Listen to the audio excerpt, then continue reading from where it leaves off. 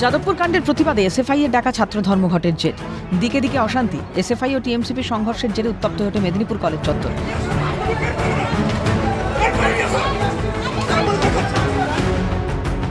তারই প্রেক্ষিতে সমাজ মাধ্যমে একটি পোস্ট করে শিক্ষামন্ত্রী ব্রাত্য বসুর গ্রেপ্তারির দাবি জানান এসএফআই এর রাজ্য সম্পাদক দেবাঞ্জন দে।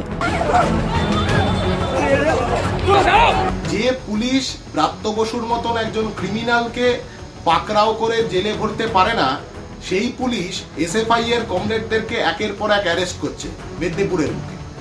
গোটা রাজ্যের বুকে যত এই ঘটনা ঘটবে তত বেশি করে ধর্মঘটের আগুন একের পর এক ক্যাম্পাসে ছড়িয়ে পড়বে। জানা যায়, কলেজে যাতে কোনো ছাত্রছাত্রী প্রবেশ করতে না পারে তার জন্য সোমবার সকাল থেকেই মেদিনীপুর কলেজের গেটের বাইরে দফায় দফায় পিকেটিং চালায় বামপন্থী ছাত্র সংগঠন। তবে সাধারণ ছাত্রছাত্রীদের কলেজে ঢুকতে যাতে কোনো রকম অসুবিধে সৃষ্টি না হয় তার জন্য মোতায়েন ছিল বিশাল পুলিশ বাহিনী।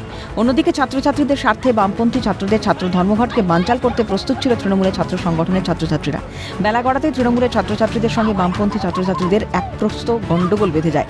একে অপরের ওপর চড়াও হয়ে চলে হাতাহাতি। উত্তপ্ত হয়ে ওঠে কলেজ চত্বর। ঘটনাস্থলে পৌঁছে পরিস্থিতি সামাল দেয় পুলিশ। আটক করা হয় এক বাম ছাত্রকে। ঘটনায় কলেজ কর্তৃপক্ষ সহ পুলিশ প্রশাসনের বিরুদ্ধে উঠছে নিষ্ক্রিয়তার অভিযোগ। নিন্দা জানিয়ে সুদীর্ঘ আন্দোলনের হুঁশিয়ারি এসএফআই এর। বাংলায় নৈরাজ্য সৃষ্টির চেষ্টা চলছে, পাল্টা অভিযোগ তৃণমূলের ছাত্র সংগঠন টিএমসিপির।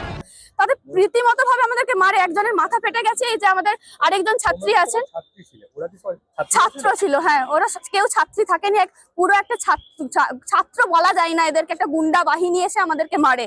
আমরা কলেজের মধ্যে আমরা কি তাহলে নিরাপদ নয়? কলেজের গার্ডরা কোনো কিছু নেই, টিচিং নন টিচিং স্টাফরা দাঁড়িয়ে নীরব দর্শকের ভূমিকা পালন করছে, বাইরে থেকে পুলিশ প্রশাসন নীরব দর্শকের ভূমিকা পালন করছে, কিন্তু তারা এই কথাটা বলছে যে ওদেরকে বার করে নিয়ে আমরা ধরবো। আমরা এই ঘটনার তীব্রতম নিন্দা জানাই এবং এরপরে আমাদের আন্দোলন আরো সুদীর্ঘ হবে। এই যে দেখুন, এই হচ্ছে আপনাদের দেখাচ্ছে, এটা হচ্ছে পতাকার ওদের ফ্ল্যাগের দাং।